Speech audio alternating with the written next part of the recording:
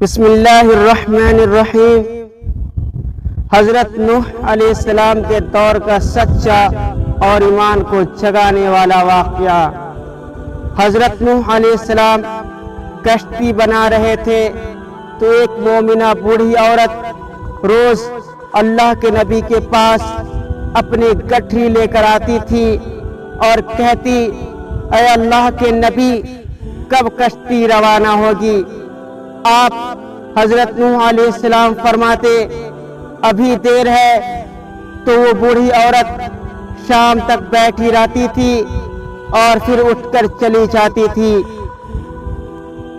ایک دن حضرت نوح علیہ السلام نے فرمایا کہ اے بوڑھی عورت، جب جانا ہوگا تو آپ کو بتا دیا جائے گا۔ یہ عورت واپس چلی گئی اور انتظار کرنے لگی کہ کب نوح علیہ السلام بلائیں گے۔ اس دوران اللہ کا عذاب آ گیا اور کشتی روانہ ہو گئی، لیکن حضرت نوح علیہ السلام نے اس عورت کو نہ بلایا، یعنی ظاہری طور پر نوح علیہ السلام کو اس عورت کو بلانا بھلا دیا گیا۔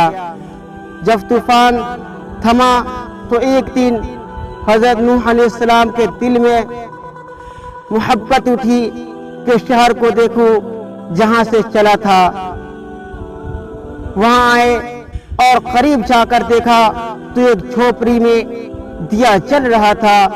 حضرت نوح علیہ السلام یہ دیکھ کر حیران رہ گئے کہ روئے زمین پر کوئی ایسا گھر بھی ہے جو اتنے عظیم طوفان کے بعد صحیح سلامت ہے اور اس میں چراغ جل رہا ہے۔ انہوں نے وہاں تکبیر الہی بلند کی تو وہ عورت سامان لے کر آئی اور کہنے لگی، یا نبی اللہ، کیا کشتی چلنے کے لیے تیار ہے؟ تو نوح علیہ السلام نے حیرت سے اس کو دیکھا اور کہا، سنو بڑھیا، کیا تمہیں کچھ بھی پتا نہیں؟ وہ بوڑھی عورت کہنے لگی، یا نبی اللہ، مجھے کیا نہیں پتا؟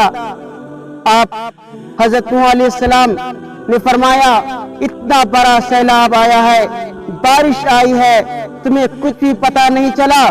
بڑھیا کہنے لگی، یا نبی اللہ، مجھے تو بس اتنا پتا چلا کہ بس ایک دن بادل گرجے تھے اور کچھ ہلکی سی بارش کی فوار پڑی تھی۔ یہ سن کر حضرت نوح علیہ السلام حیران ہو کر آسمان کی طرف دیکھنے لگے اور کہا، میرے اللہ، یہ سب کیا ماجرا ہے؟